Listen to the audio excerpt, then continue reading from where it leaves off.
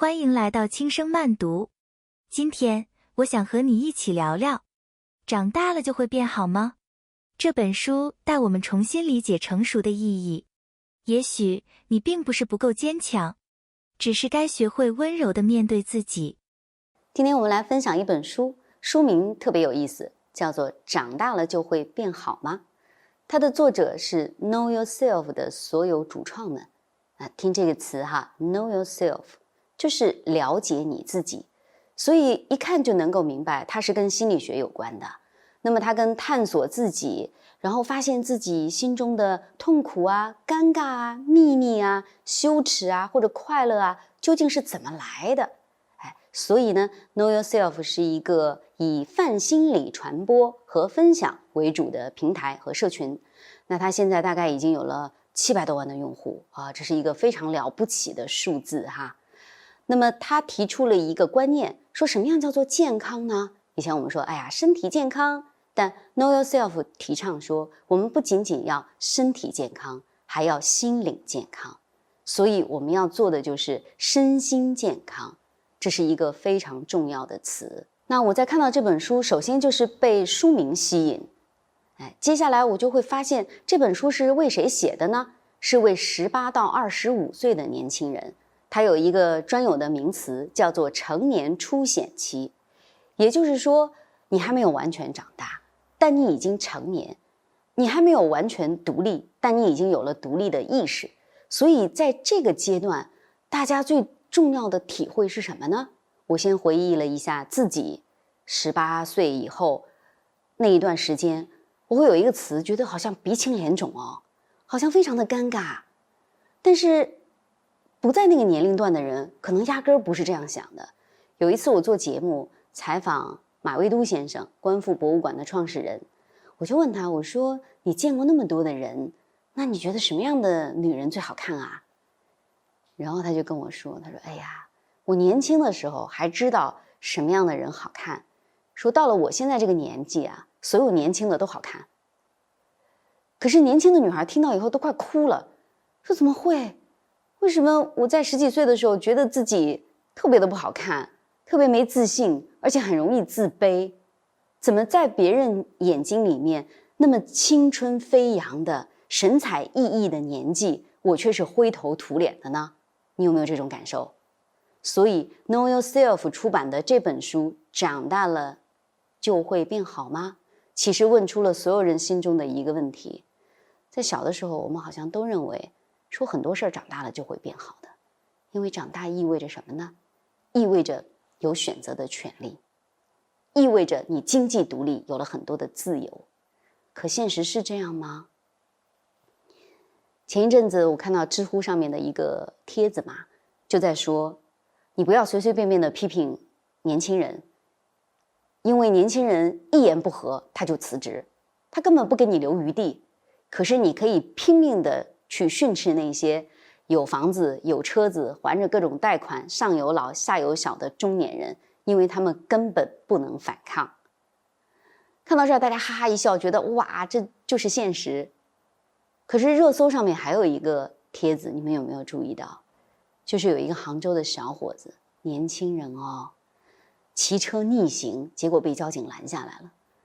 他突然就是崩溃大哭，痛哭流涕，以至于那个警察倒过来在安慰他。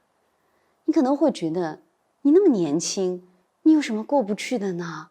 这个年纪的伤心怎么是真正的伤心呢？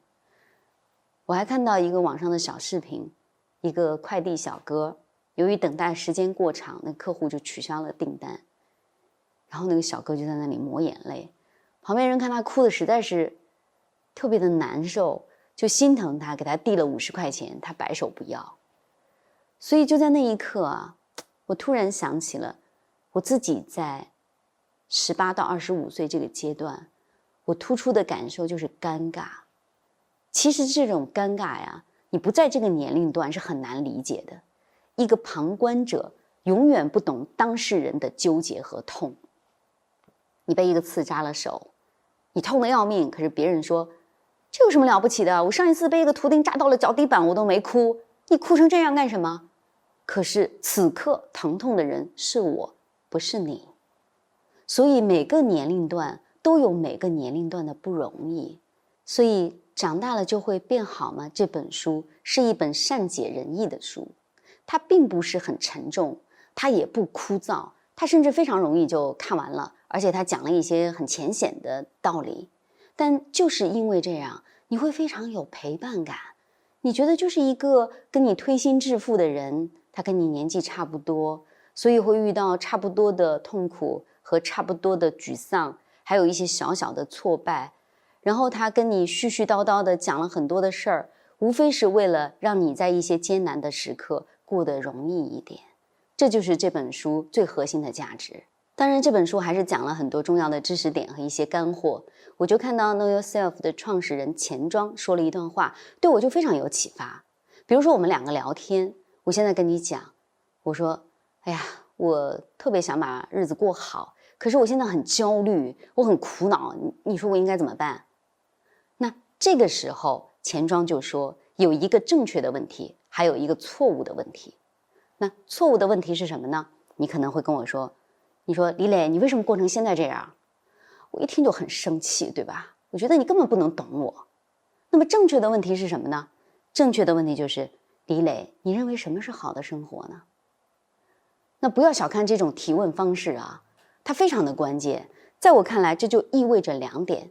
第一，只有你真正想要改变，改变才会发生。那这个观点我们在另外一本书《蛤蟆先生去看心理医生》中也讲过，对吧？一只蛤蟆，它本来很乐观，然后每天都非常的开心，结果忽然抑郁了。那朋友让他去看心理医生，心理医生告诉他的第一件事就是，只有你真正的想要治疗你的抑郁，这个治疗才会开始。所以改变是很重要的一件事，它有前提。那么第二，一个人到底会不会变好，其实会有很多个元素组成，比如你的修复能力啊，你的抗打击能力啊，你的成长能力啊，你的进化速度啊，包括周围环境的支持啊，包括某一个细小的时刻有没有一个人改变了你等等这些。但是如果你不能够正确的提出问题，你就没有办法走上一个正确的道路。所以我说，首先转换这个思想观念是非常重要的。所以我们会发现，当一件事情发生了之后，我们首先要做的是能不能提出正确的问题。那么这本书就非常有意思了，你整个的读完以后，你会发现它讲了很多心理学的知识，有很多的案例和数据，但它恰恰没有讲答案，就是怎么才能变好，怎么才能变不好，不知道。这一切都要留给你自己思考，但是他同时提出了很多帮助你思考的方法，怎么样对待童年的阴影，解决原生家庭残留的一些伤痛，怎么样处理好亲密关系和此刻自己不太好的那些负面情绪，包括怎么样真正的走上自我成长和探索的道路。书中金句还是非常多的哈，我简单的给大家列举一些，比如说怎么对待原生家庭。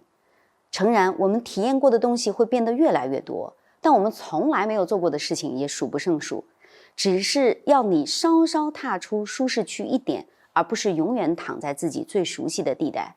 像个孩子一样，永远对自己不知道的事物保持着好奇心，勇敢的去尝试和探索，这样你就真的能像孩子一样快乐。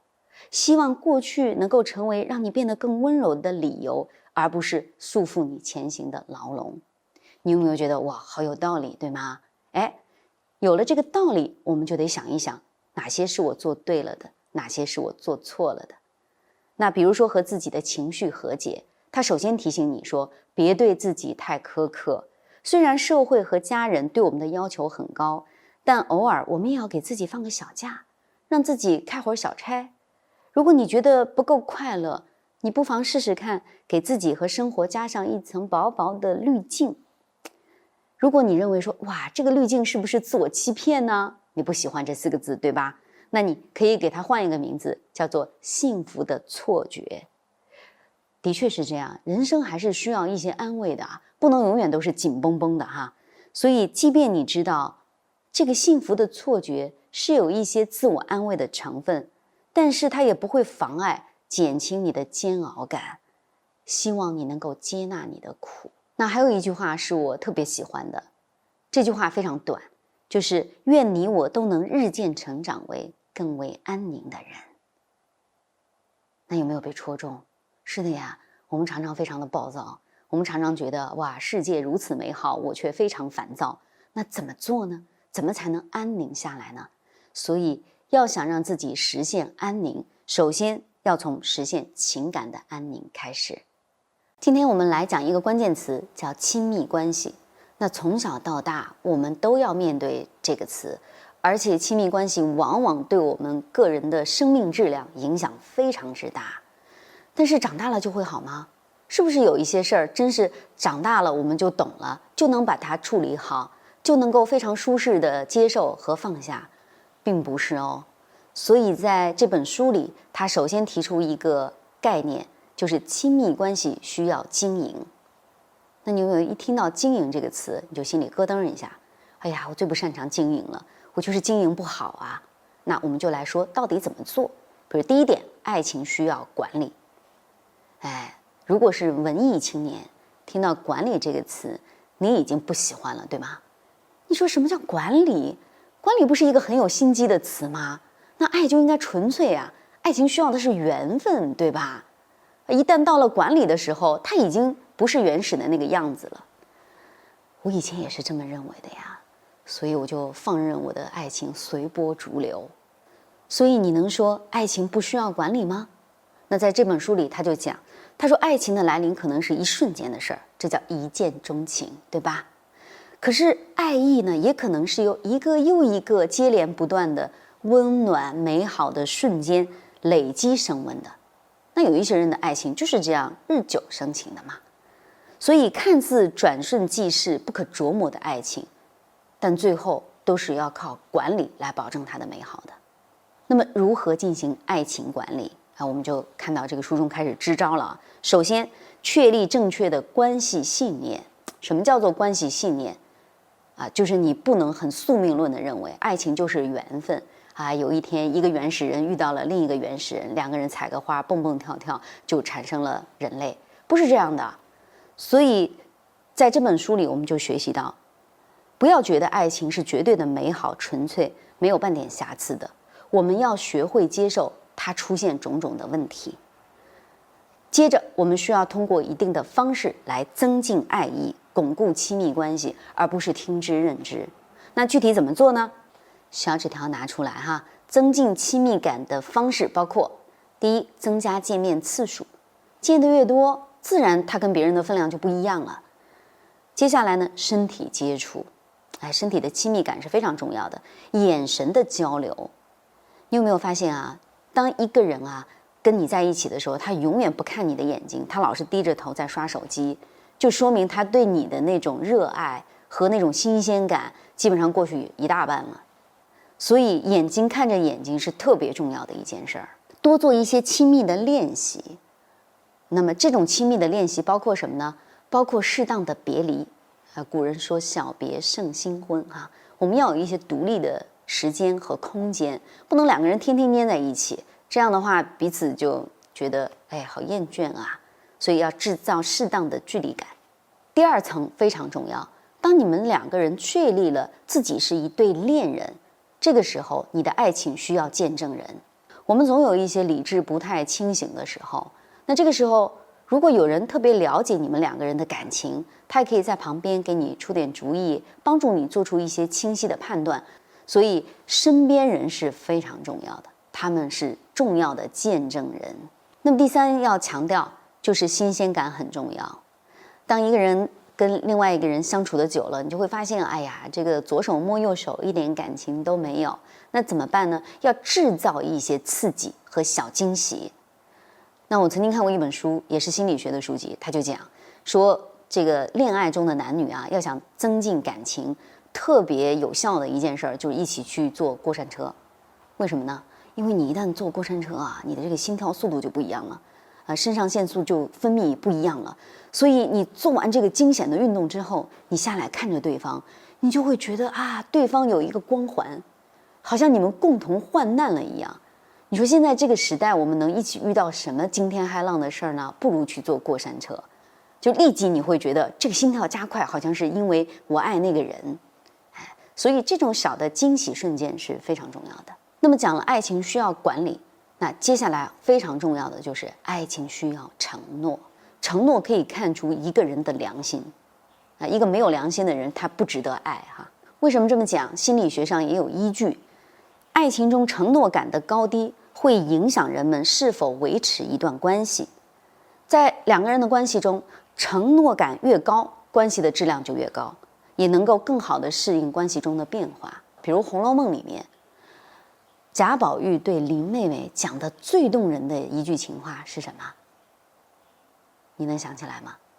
在我看来就是3个字，宝玉跟黛玉说：“你放心。”黛玉还讲：“我有什么不放心的？”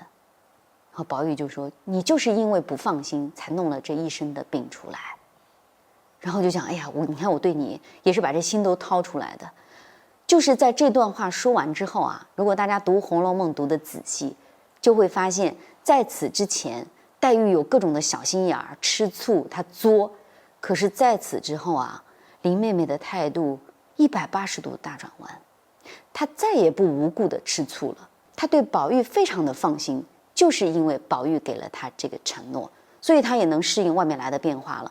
既然承诺如此的重要，那我们应该怎么做呢？先跟他说：“你承诺我大房子大车子。”不是这样哈。在一段亲密关系里，我们首先要学会辨别自己是不是处于一段有承诺的关系里。那么接下来我们就要知道，怎么样去增进和维持一段关系的承诺呢？这里面是有具体的方法的哈。首先，评估双方的承诺感，这是可以评估的。你要想一想，哎呦，是不是我的重，他的轻，或者他的轻，我的重？那一旦有轻重之别，人有的时候就会心里不平衡嘛，对吧？那怎么办？如果对方的承诺感比自己低，就是对方太轻了，你想得很重，那你就需要考虑，你是降低自己的期望呢，还是提升对方的承诺感？这是你要面对的第一个问题。如果是降低期望，那就只是你一个人的事儿喽。可是如果你期待对方提升承诺感，那应该怎么办呢？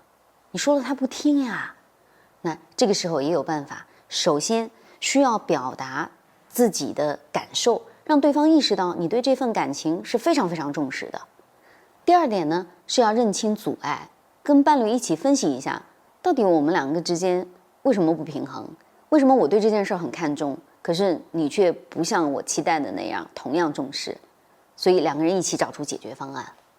那么如果这个还不行，第三点，可以去找专业的咨询师或者是专业的心理顾问来帮助你分析和解决很多的问题，这才是你们共同愿意为这段关系所付出的努力。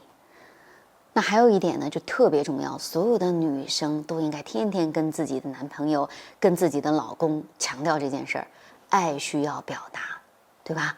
对，所以爱需要表达，但是怎么表达，这是可以学习的。那爱有5种表达方式，这本书里就讲说，第一，肯定的言辞，就是赞美对方嘛。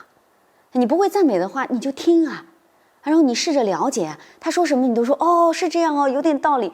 你这种眼神和肢体本来就是反馈嘛，不能他不停地跟你絮絮叨叨的说你在那边王者荣耀，他不是很生气吗？那第二点呢，就是投入时间，叫高质量的陪伴。这个不仅仅是恋人哈，父母跟孩子的相处也是这样的。有一些爸爸或者是妈妈特别的忙啊，没有时间陪小孩子，然后今天下午有了半个小时，然后你说我陪你玩吧，那个孩子就说你陪我玩什么呀？半个小时你刷了28分钟手机，对吗？所以哪怕你只有5分钟陪伴他，你把所有的事情都放下，专心的陪伴他，这就叫高质量的陪伴，这是非常重要的一件事儿。那第三呢，就是给出礼物。礼物是什么？礼物就是信物。要相信什么呢？相信你们两个人之间是有爱意的，它是爱的一种物化，是视觉表达。你看到这个美好的礼物，你就想起了共同的美好回忆，所以礼物的价值是非常大的。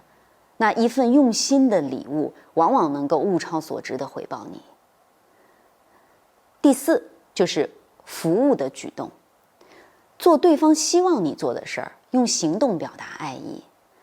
那有的时候你就给他说，哎，我给你1万块，你愿意买什么买什么，他不开心的。可是你帮他拍拍身上的灰，你帮他按按肩膀，他就感觉到，哦，你好爱我。这比1万块还贵吗？并不是，只是你确实真心诚意地表达了爱意，你做了对方希望你做的事儿。那么第5点就是身体的接触，身体接触很重要，两个人勾勾手指头啊，甚至是彼此抛个媚眼啊，你说哇，这个好撩，对吧？它不仅可以表达爱意，然后在一些时刻还表达了你对他的支持和肯定。有一个演唱会的片段嘛，就是陈小春在台上唱歌，他本来这个山鸡歌嘛，对吧？他一脸的严肃，一转头看在台下，他的太太应采儿是他的应援团嘛，在那里哇做了一个特别来劲的动作，然后陈小春在台上就忍不住笑出来了，大家都觉得哇好暖，对，那就是表达支持和肯定。那么讲了这么多有用的技巧，我们要来说爱情最害怕什么？你们想想自己最害怕什么？答案只有2个字，叫冷战。那么这本书中就说，两个人的相处总是会出现矛盾，那出现矛盾怎么办呢？最重要的是积极解决，千万不要沉默，不要冷暴力，不要企图说这件事会自动翻篇消失不见。那听到这里可能你会说，哎呀，所以爱情真的是麻烦呀，我们还是不要谈恋爱了，也不要结婚了。那我还是要鼓励大家，你要信任爱情。为什么？就是因为它麻烦，因为它困难，而我们的生命呢，不能那么轻而易举的随随便便的就混掉了，它就是应该放光。只有你在克服了困难，你在创造了一个完美的方案的时候，你才会熠熠生辉。那么好的爱情究竟意味着什么呢？好的爱情会让你成为更好的自己。心理学上有一个非常重要的定律，说尽管人们总是强调要做真实的自我，但在亲密关系中，人们是渴望能做想象中的自己，对吧？我其实性格中有一点懦弱的，可是我希望自己是有英雄气的。我其实没有那么的机灵，但是我在爱情中就显得伶牙俐齿、善解人意。哎，这就是想象中的自己。可是当你给自己设定了这样一个目标，那个对的人和对的爱就会让你越来越像那个想象中的自己。这就是爱能让我们变得更好。可是既然爱了，它就会有错的时候，会有不对的时候，会有覆水难收的时候，那我们就面临一个问题，叫做分手。分手真的是很困难。怎么分手？分手意味着什么？分手可以给我们带来什么？先问问大家，你分手过几次？我们的摄像就说2次。我说，哎呦，你运气真的很好。他说为什么呢？说明我没谈那么多次恋爱啊。那说明你很早的时候就遇到了一个你满意和适合的人，对吧？那我知道的最高记录是有一个女孩子分手了38次。对，可问题是她现在才24岁。然后我就觉得，那为什么一再的遇到不对的人呢？他也很悲催，他说我为什么总是遇到渣男？那你知道分手次数最少的人记录是多少吗？我1次都没分手过。我就很好奇说为什么呢？因为我从来没恋爱过。哇，这个也很痛苦，对吧？哎，母胎单身非常可怜。所以爱情还是好的，它就是我们期望有的。那分手了之后呢，特别重要的一件事儿是要有人安慰。那大学宿舍里面在这一点上就显得特别的温情，对吧？一个女孩子失恋了，分手了，然后回去以后，你们上铺的给她递毛巾，然后下铺的帮她去打饭，周围的人还帮她一起吐槽，说都是那个男孩子不好，跟你没有关系。然后你很快就能够重新对自己充满了期望和信心，对吧？那分手最负面的一个结果就是它会让你对自己产生怀疑，你会认为是我不好，是我的错，是我不配，所以你看他不要我了。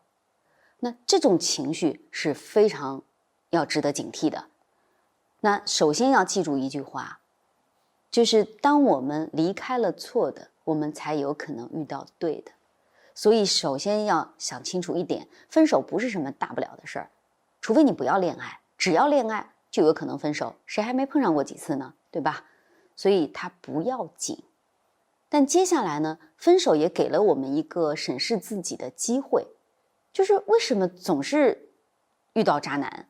这就是一个很好的问题，一个对的问题，会让我们朝对的方向走。那这本书里面就讲到了，说首先我们要辨别他是不是那么喜欢你。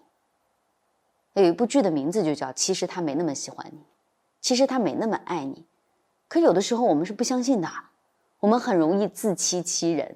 所以你会发现我们在恋爱的时候，身边就有人会陷入到这种误区里面啊，就对方看了你一眼，他就哇，他肯定对我有意思，否则他怎么会看我呢？对吧？桌子里面突然有一个小纸条，上面一个字都没有。我原来的一个同桌闺蜜就这样想，你看这一定是他想要给我写情书，可是他不知道说什么好，千言万语最后无字碑。什么无字碑？那就是别人不小心掉下来的一个小纸条。所以一开始的激情啊、幻觉呀、甜言蜜语啊，其实都不是感情的本质。在一段关系中，我们需要关注的恰恰是对方在情感中的实际行动和付出。否则他嘴里说有你，心里说有你，说我脑子里有你，然后你生病的时候，他只会告诉你多喝开水。他从来没有出现过。你需要他的时候，这个人从来都不像是生活在地球上。那他是真的爱你吗？时间长了以后，就会让你怀疑自己和怀疑这段感情。那么认识到他没有那么喜欢你之后，我们要做的就是接受。那你说除了接受之外，还有什么别的办法呢？有啊，分手也会给我们带来一个成长的机会。这个成长就意味着我们要弄清楚，为什么我们会去喜欢一个对自己没感觉的人，对自己不好的人，非常漠视自己的人。出现这种情况大概可以分为3类人。第一类呢，就是很多人把自己的痛苦时刻误解为这说明我真的很爱他。第二种人呢，就是一直心甘情愿的付出，然后认为吃尽爱情的苦头是自己应得的，那这就是低自尊的表现，就一直会觉得自己配不上最好的。所以很多做父母的人一定要在孩子幼小的时候经常赞美他，陪伴他，给他足够的安全感，他在长大之后就不容易有低自尊的表现。那有一本非常畅销的小说叫《被嫌弃的松子的一生》，它讲的就是一个女孩子一直在爱情中碰到不对等的关系，处于弱者的地位，被渣男欺负，她就是典型的低自尊表现。将来我们也会有机会给大家讲这本书那第3类人呢，是一些特殊情况，就是会有那么一些人，他就喜欢那些不喜欢自己的人。听起来好绕口，对吧？就你对他越冷淡，越难征服，就挑战了他的这种好奇心，他就要想尽办法来诱惑你，然后来征服你，得到你之后呢，又把你扔在一边。所以我们常常用一个词说渣男来概括所有分手中的男人或女人但其实真正的渣男就是这种人，他有一种践踏别人自尊和自信的那种特殊爱好。遇见这样的人一定要小心。那么怎么样来改善这种状况呢？就是当你爱上了一个不该爱的人，怎么喊停 stop。 那总结一下，就首先你要意识到其实他没那么爱你，这是你走出分手痛苦期最关键的一步。那接下来呢，就是要去认真的观察，当你对这个人付出感情的时候，他带给你的感受是什么样的，那种负面的影响到底有多大，对你的情绪有什么样的控制力。只有这样，你才能够反思一下说，哎呀，那一段亲密的健康的关系到底应该是什么样的，你才能够正常的摆脱掉这种困扰。只有你充分的感受到了自己的不舒服、刺痛和被伤害的感觉，然后你记住这种感觉，你才会意识到真正的亲密关系和健康的感情应该是什么样的，你才能够走出它的困扰。那么接下来要提醒大家的是说，回忆是会骗人的。很多人沉溺于过去，沉溺于哎呀我们曾经多么的甜蜜，所以现在失去它我就以泪洗面。其实这不是真相。它是由于你的回忆欺骗了你。为什么这么讲？就事实上每一段感情中都会出现争吵的时刻、欺骗的时刻、冷战的时刻等等这些。但是在分手了之后，有一个很奇妙的事情，就你只会记得甜蜜的东西，因为失去太痛苦了，它痛苦到你把所有的不好都忘记了，你只记得失去本身。所以这本书上讲说，过去能够给人带来一种掌控感和安全感。所以我们在怀旧的时候，即便是说，哎呀，我们经历过一些不好的时刻，或者是一些吵架的针锋相对的时刻，但是由于你看我最后克服了它，我就觉得自己的人生非常的积极和深邃，对吧？所以我就会对过去恋恋不舍，不肯放手。那第二呢，就是你的回忆中啊，往往是有那种玫瑰色滤镜的，就像我们回忆小时候吃的东西，总觉得哇特别好吃。你小时候喜欢的一个什么玩具，哦，它特别好看，哪怕有人给你拿来一模一样的大白兔奶糖，你说怎么没有小时候好吃了呢？它不再是小时候那个味儿了，这就叫玫瑰色滤镜。所以我们会常常用这种滤镜去过度美化初恋啊，我们难以忘掉初恋，大部分都是由于自动美化的效果。那么第三呢，对于整个人类来说都难以克服，就是我们总体来讲都认为获得带来的快乐虽然很好，但是它远远抵不过失去带来的痛苦，这是人性中普遍的认知哈。那么第四，也是事实，就是有不少快乐的确是第一次带来的。那么即便过去是非常美好的，但你一直活在过去，必然有害。那么怎么样才能够摆脱掉过去给你带来的影响呢？有2个建议。第一，要转换看待过去和现在的思维模式，从失去了什么这个视角变成得到了什么这个视角。就是对啊，我现在失去了跟他一起旅游的机会，但是我得到了很多很多的自由和时间，我可以去约别的人了，对吧？所以走出回忆，去积极的创造未来的生活，把自己活得更精彩，把快乐最大化，这样你就很快能把这个人翻过去。你会发现曾经以为都过不去的事儿，那我们还活得好好的呢，就已经把它忘掉了。那分手后还有一种状况，就是你有可能复合啊。为什么会复合？因为不甘心，因为不情愿，因为想要报复，很多种原因哈，都导致了一个词叫做吃回头草。那这本书里就讲说，从心理学的角度来看，回头草可以吃吗？可以，但要非常谨慎。为什么这么讲？那首先我们要意识到什么叫做复合。复合和分手一样，都是一种关系的转变。那分手或者只需要一个人做出决定，这件事情就完成了。但是复合却不同，它需要2个人同时知情、同意，还要努力，所以难度比较大。那如果想清楚了这些，你还是想要和前任复合，首先要做的是找到分手的原因。对，要从我们走散了的那个点上重新来一遍，说那当初我们到底因为什么原因分手的？有的人直到分手，那个原因都是说不清楚的，因为逃避，害怕面对这个问题，所以现在要回去把这件事看清楚。那接下来就把这个分手的原因放到桌面上，2个人盯着它看完了之后达成共识，我们有没有可能解决这个问题？如果解决不了，那即便复合，你们还有可能因为同样的原因再次分手。所以一定要能够面对过去，然后解决现在的问题。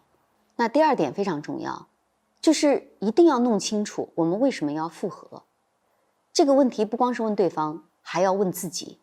那要搞清楚你们复合的原因是不是因为简单的经济上的依赖、物质的捆绑，或者是不愿意面对孤独的状态，所以就凑合凑合吧。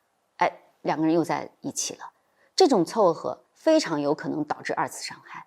所以吃回头草要谨慎，它就意味着即便你知道，你确信你们双方仍然彼此爱着，有信心和有决心来修复这个关系，那也需要达成共识。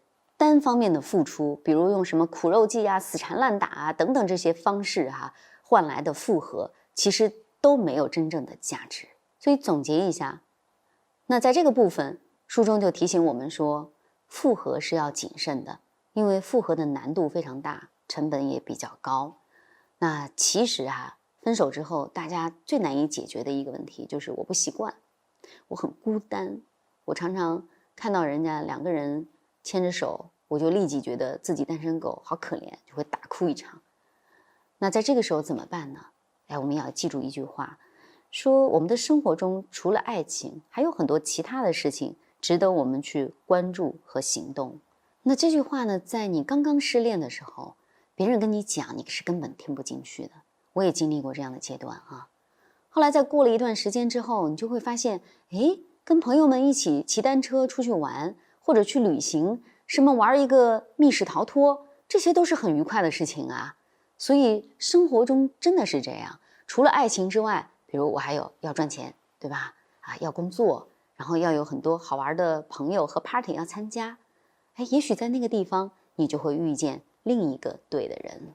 所以分手这件事儿一旦发生了，不要回头看，我们要做的是向前看。那我在这么讲的时候，我也在想，听我讲这期节目的人到底是什么状况呢？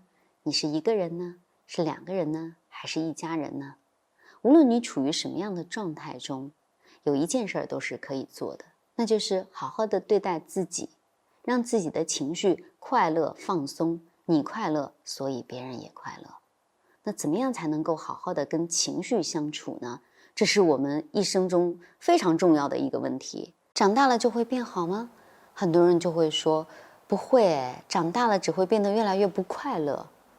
好像想一想是这样不是说我们长大了快乐就少了，而是说在我们长大了之后呢，我们养成了一套调节机制，我们慢慢的没有那么灵敏了，所以我们看到很多事情不会像原来那么着急的就快乐，然后心里面呢会积压了很多的想法，慢慢的就变得越来越稳定，越来越不容易调节，所以喜怒哀乐都不形于色，这个就是没意思的大人。所以用心理学的话来讲，他就说，因为大人所要承载的苦痛和调节机制之间的磨合不再那么灵敏，所以我们看似可以承受更多，接纳更多，但是被迫的成分变得更深重了。那大人就往往容易有负面情绪，你看小孩子上一秒摔倒了，啪，腿上破了，大哭，下一分钟他就玩得开开心心了，他完全忘了刚才那个伤口。可是大人就不行，有的伤口要用一辈子，像牛一样慢慢的反刍，然后把自己搞得很悲催，都是负面情绪的困扰。那到了这个程度，真的就非常严重了，一定要认真对待要鼓励他去看医生，鼓励他求助，要陪伴他，让他能够摆脱掉这个负面的情绪。那怎么样才能让一个人快乐起来呢？这里面先讲一个心理学的名词，叫做情绪力度。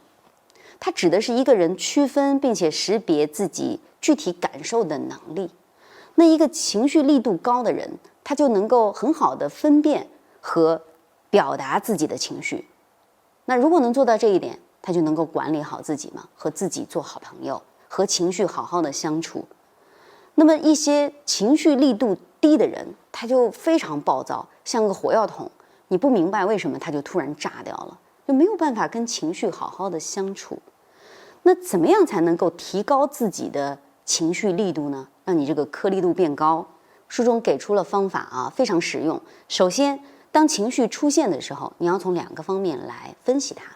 哪两个方面呢？一个叫做唤起程度，另外一个呢叫做愉悦程度。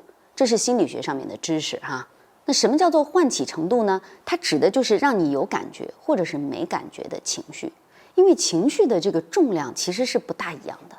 比如说愤怒，它就比忧伤猛烈得多，所以一个人很容易愤怒，但是忧伤可能就来得平缓一点，慢一点，不太那么容易表达出来那么什么叫愉悦程度呢？就是当你在面对这个情绪的时候，你产生的感受是什么？它是愉悦的还是不愉悦的？面对愤怒，你很难说你愉悦，对吧？可是面对忧郁呢，你有的时候觉得它也没有什么让你不舒服的。所以一定要从这两个层面来分析自己的情绪，弄清楚我现在到底属于一个什么状态。搞明白了自己的情绪状态，接下来就是要处理好它。那怎么处理呢？首先，我们都想要快乐，对吧？但快乐也不是那么容易得到的，它在很多过程中都并不能一帆风顺。那所以呢，首先要意识到负面情绪它不可怕，也没办法逃避，要先学会处理自己的负面情绪，要把自己的这个负担啊、煎熬啊、焦虑啊想办法降低，这样才能够轻松地拥有一个比较好的生活。一旦你放松下来，你就会发现啊，其实负面情绪它也不是一无是处。首先，那些很容易就能感受到负面情绪的人，他特别容易哭出来，然后他特别容易大喊大叫，他可以摔一个杯子，然后这个情绪很快就过去了。反而是有一些人，他压抑自己，对吧？男儿有泪不轻弹，最后就把自己憋出很重要的毛病来了。所以你看那首歌，男人哭吧哭吧不是罪，就是你还是要把负面情绪表达出来，宣泄出来，不能都攒在自己的身体里，那会酿成大祸哈。那么接下来怎么样才能够利用你的这个负面情绪，让它转化到一个正面的方向去？你不能老陷在里面。那首先要学会准确地描述你感受到的情绪。有的人说我根本描述不了，我现在就知道我不开心，我怎么描述？如果你没有办法从概念上描述，你可以从感受上描述。比如说，我的心跳，我此刻心跳怎么样？你再气我，我会捂着胸口倒下去的，对吧？我面色苍白，然后你看见一个女孩子胸部剧烈的起伏，你不要惹她，她要哭了，或者是她要吵架了。所以这个就是身体上的感受。你要想办法观察自己，然后发现，我现在到底处于一个什么样的情绪程度上？那么请注意哈，负面情绪就是在提醒我们，有一些事情你一定要做出改变，或者是做出行动，它是不能够回避的。那么在行动之前，我们需要先问自己一个问题，这就是正确的问题。这个问题就是，你是不是改变了这件事儿，就能够让你感受好起来？还有长远的来看啊，这个改变是利大于弊呢，还是弊大于利呢？那这个问题到底为什么这么重要呢？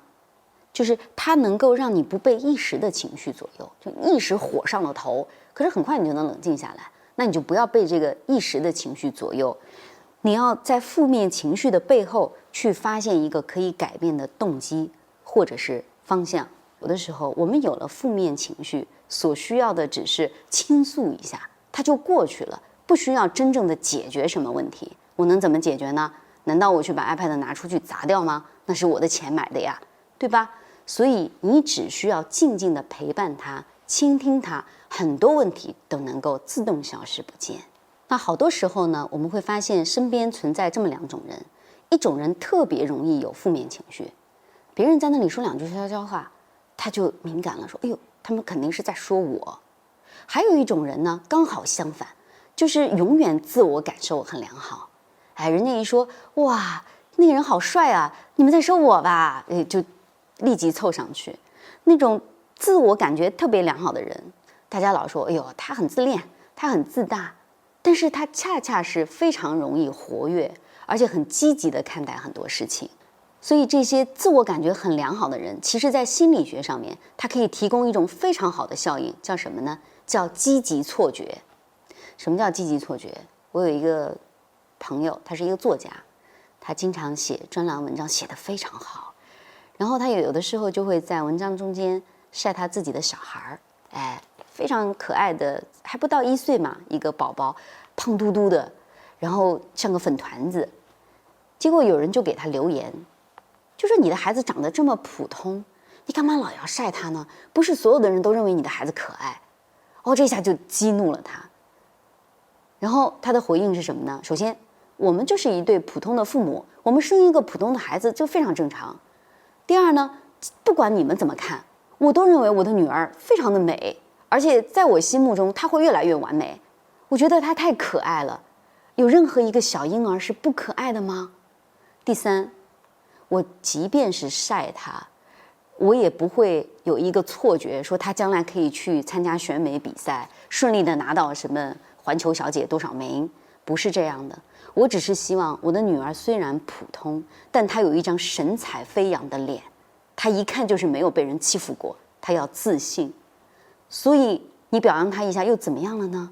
你看着他说这个小孩子好可爱啊，这对你有什么损失吗？我看了他这篇文章之后，我也非常有感触。这个就是心理学上说的积极的错觉。我们每个人其实都可以从积极错觉中得到好处。我就是看了这个女朋友的文章之后，我就决定每天照镜子，对着镜子里面的自己说：“你好美啊，你今天看起来容光焕发，你好迷人啊！”我觉得一定要表扬自己。那么积极错觉到底能够提供什么样的好处呢？我们也总结一下啊。首先，它让人更有动力，让人们对自己的期待更高，也相信自己能够做得更好。只有你对自己要求高，你也有自信心，你才能把一件很难坚持的事儿长久地坚持下去，而且慢慢的通过坚持，你就是可以比普通的人卓越很多。那第二点呢，是拥有积极错觉的人啊，在遭遇到一些创伤、挫败、不幸的时候，他们的修复能力更强，因为他们就会认为说，好好的吃顿饭，好好的睡一觉，一切都会过去，我还会遇到更好的人、更好的事儿，更值得我拥抱的未来。那第三呢，就是这样的人他更容易有幸福感。你说你好美哦，我明明知道我也没那么美啦，可是我真的心花怒放。我说是吗？哎呀，那可能是因为我昨天睡得比较好。这就是积极错觉。那第四呢，就是拥有积极错觉的人也能影响到别人对他的印象。我有一个朋友啊，唱歌真的唱得很难听，但他自己不知道，所以每次去卡拉 OK 唱歌的时候，我们都非常为难，但他从来意识不到这些。他就说：“哎呀，我今天又练了一首歌，唱得非常好，唱给你们听。”但他这么说的时候啊，其实我们都会有一个想法，就是哎呦，也许他真的唱得挺好的。这个就是会影响别人的印象。当然，等他真的唱出来，我们还是觉得内心是崩溃的哈。不过看到他那么自信，我们也觉得，哎呀，还是有他可爱的一面。那最后一点，积极错觉可以在一定程度上缓解人们的存在恐惧，所以这是一个非常实用的方法，我们都可以对照一下。在哪些方面我们对自己还没有那么宠，还没有那么爱？我们往往过于清醒和苛刻地要求自己，而没有制造一点点小甜蜜，喂自己一点点糖，不会死，它会让你离快乐更近一点点。所以长大后就会变好吗？不知道。但是世界本来是没有好坏的，对吧？只是我们看待它的眼光不同。那么通过一些心理学的知识对我们的改变，对我们的调整，每个人是可以慢慢变好的。那具体怎么做呢？这本书里提供了方法。我们总结一下，有这么几点。第一，原生家庭不是决定你的唯一因素。我们看到很多人在长大以后啊，他觉得不满意，或者说不顺利，都归结于原生家庭啊。你看，就是你那时候拦着我，什么都不让我做，我现在什么都不会啊。就是你那个时候逼着我学什么什么，导致我现在什么都不喜欢啊，等等这些，这个有没有道理呢？是有一点道理的，但不能把所有的事情都归结为原生家庭。还有一点啊，已经发生了的事情，它就是过去，人不能总让过去绊住你的脚，因为人是要往前走的。所以在心理学上面就在讲说，每个人的身上都存在与生俱来的精神胚胎，它表现为你的气质啊、性格啊。但是在我们漫长的生命中，我们会遇到各种事儿，会遇到各种人，我们是可以自己塑造人格的，对吧？你的性格、你的气质，甚至包括你这张脸、你的身材，还有你对自己的要求，都是可以自己塑造的。到了一定的年纪，就分得清清楚楚的。同样一对双胞胎，一个人可能长在城市里，一个人长在乡村，不是说他们有什么高下之分，而是他们会长成完全不一样的模样。所以这个就是自我塑造。那么当我们了解了这一点，我们就知道精神胚胎只能决定一个人的基本气质和你未来的可能性，但是人并非基因或者是环境的受害者，即便是在人格形成之后，我们也有一个终极的自由，那就是你可以自由地选择成为一个什么样的人。那么当我们选择了安宁，我们就能够成为一个安宁的人吗？我给大家讲一个故事啊。希腊神话里面有一个大力神，这个大力神叫海格力斯，他特别的厉害，他可以干掉所有的猛兽，扫清所有的障碍。结果有一天，海格力斯走在路上的时候，那个前面有一块石头挡住他的路，然后他就非常愤怒嘛，那我这么厉害，这个石头怎么能拦着我的路呢？所以他就拼命的去打这个石头，去踢它，去敲它。特别奇怪，只要他打这个石头，这个石头就会变大；他踢它，这个石头就变得更坚硬；然后他诅咒它，这个石头就会来报复他。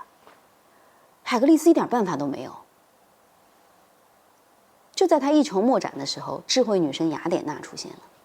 那雅典娜就提醒大力神说：“停止你的方法，这块石头很特别。”就是你越砍它，它就变得越大；你越报复它，它就反弹得越厉害。